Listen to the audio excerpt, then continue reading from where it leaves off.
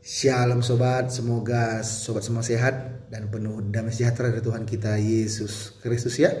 Kali ini saya mau berbagi yang saya pelajari tentang sumpah dan nazar bagi orang Kristen. Saya baca dulu Matius 5 ayat 34 sampai 37. Tetapi aku berkata kepadamu, janganlah sekali-kali bersumpah baik demi langit, karena langit adalah tahta Allah, maupun demi bumi, karena bumi adalah tumpuan kakinya, ataupun demi Yerusalem, karena Yerusalem adalah kota raja besar. Janganlah juga engkau bersumpah demi kepalamu, karena engkau tidak berkuasa memutihkan atau menghitamkan sehelai rambut pun. Jika ya, hendaklah kamu katakan ya. Jika tidak, hendaklah kamu katakan tidak. Apa yang lebih daripada itu berasal dari si jahat. Jadi kita sebagai orang Kristen dilarang bersumpah ya sobat. Baik demi langit, baik demi bumi, baik demi Yerusalem, ataupun demi kepala, tidak boleh. Kenapa? Karena ini semua adalah milik Tuhan sobat. Itu yang saya pahami, bahwa kita sebagai orang Kristen tidak boleh bersumpah. Yang kedua, mengenai nazar. Saya baca Ulangan 23 ayat 21 sampai 23. Apabila engkau bernazar kepada Tuhan Allahmu, janganlah engkau menunda-nunda memenuhinya. Sebab tentulah Tuhan Allahmu akan menuntutnya daripadamu, sehingga hal itu menjadi dosa bagimu. Tetapi apabila engkau tidak bernazar, maka hal itu bukan menjadi dosa bagimu.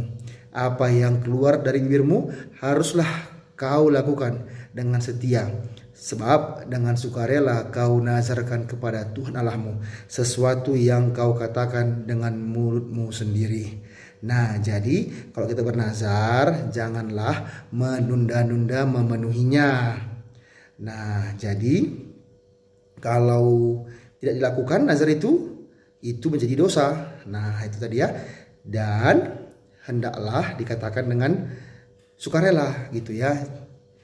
Saya ulangi, apabila engkau bernazar kepada Tuhan Allahmu, janganlah engkau menunda-nunda memenuhinya. Sebab tentulah Tuhan Allahmu akan menuntutnya daripadamu, sehingga hal itu menjadi dosa bagimu. Jadi kalau tidak lakukan, itu akan menjadi dosa. Tetapi apabila engkau tidak bernazar, maka hal itu bukan menjadi dosa bagimu. Nah, kalau kita tidak bernazar, maka itu tidak menjadi dosa bagi kita. Apa yang keluar dari bibirmu haruslah kau lakukan dengan setia. Sebab dengan sukarela kau nazarkan kepada Tuhan Allahmu sesuatu yang kau katakan dengan mulutmu sendiri.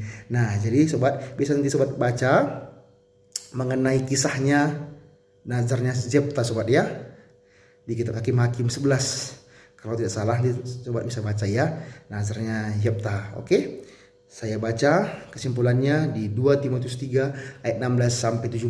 Segala tulisan yang diilhamkan Allah memang bermanfaat untuk mengajar, untuk menyatakan kesalahan, untuk memperbaiki kelakuan, dan untuk mendidik orang dalam kebenaran. Dengan demikian, tiap-tiap manusia kepunyaan Allah diperlengkapi untuk setiap perbuatan baik. Jadi, Alkitab itu adalah segala tulisan yang diilhamkan Allah untuk mengajar kita, menyatakan kesalahan, untuk memperbaiki kelakuan, dan untuk mendidik orang dalam kebenaran. Sehingga kita sebagai orang Kristen, sebagai orang-orang yang kepunyaan Allah diperlengkapi untuk setiap perbuatan baik. Sehingga saya dan sobat-sobat semua menjadi pribadi yang lebih baik lagi. Oke sobat, semangat baca Alkitab. Tuhan Yesus memberkati. Shalom.